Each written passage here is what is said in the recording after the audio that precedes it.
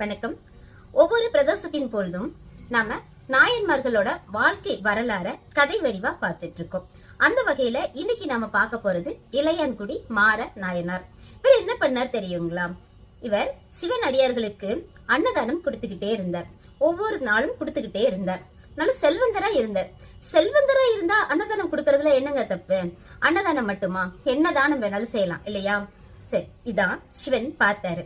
செல்வம் இருக்கிறதுனால தானே நீ அன்னதானம் பண்ணிட்டே இருக்கிற அப்படின்னு சொல்லிட்டு அவருக்கு வரக்கூடிய லாபங்கள்ல கொஞ்சம் கொஞ்சமா கம்மியாயிக்கிட்டே இருந்துச்சு. அவருடைய லாபம், அவரோட வேலையில தொழில் நஷ்டம் இந்த மாதிரி ஒண்ணு ஒண்ணா வந்துட்டே இருந்துச்சு. அப்பவும் இவர் நிறுத்தவே இல்லை. இவர் கொடுக்க வேண்டிய அன்னதானம் கொடுத்துக்கிட்டே இருந்தார். மிகப்பெரிய செல்வந்தரா இருந்த இவரு கடைசியில அன்னன்னைக்கு வேலைக்கு போனாதான் சாப்பாடுங்கிற நிலைமைக்கு கூட வந்துட்டாரு.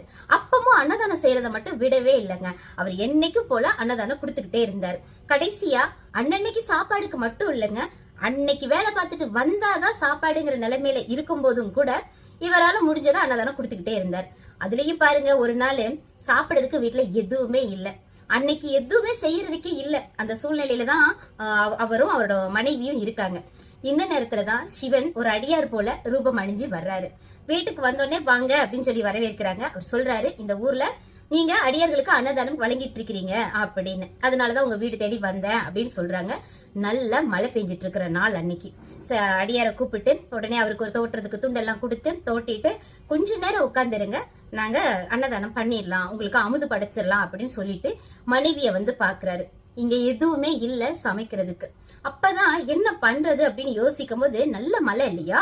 அப்ப அவர் சொல்றாரு, கொஞ்ச நேரம் பாருமா, நம்ம விதைக்கிறதுக்காக நெல் விதைச்சிருந்தோம் இல்லையா, அந்த நெல் எல்லாமே மலையில மேல வந்திருக்கும், நான் எடுத்துட்டு வந்துடுறேன், அதை பக்குவமா சமைச்சு கொடுத்துடலாம். அப்படியே கொஞ்சம் கீரைகள்லாம் மலையில முளைச்சிருந்துச்சு, அந்த கீரைகளையுமே பறிச்சுட்டு வந்துடுறேன் அப்படின்னு சொல்லி விதைச்சிருந்த நெல்லை எடுத்துட்டு வந்து அதை சமைச்சு சாப்பாடாக்கி சிவனுக்கு கொடுக்கலாம் அப்படின்னு வரும்போது அங்க அடியார் இல்ல.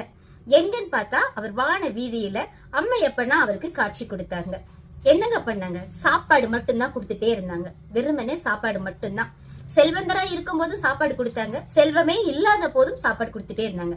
நம்மள சிலர் என்ன பண்றோம்? நேரம் இருந்தா கோயிலுக்கு போறோம். இன்னைக்கு அவரை போல நம்மளால அன்னதானம்லாம் கொடுக்க முடியுமான்னா முடியாது. யாராலுமே இப்போதைக்கு கொடுக்க முடியறது இல்லை இல்லையா? 1000 ரூபாய் இருந்தா ஒரு 10 ரூபாய்க்கு யாரோ எதுவும் வாங்கி கொடுப்போம். அதுவே நம்ம கையில 10 ரூபாய் இருந்தா நானே ஓ நிலைமையில தான்ப்பா இருக்கேன்னு ஒரு பிச்சைக்காரன் பிச்சை கேட்டா கூட சொல்லிடுவோம்.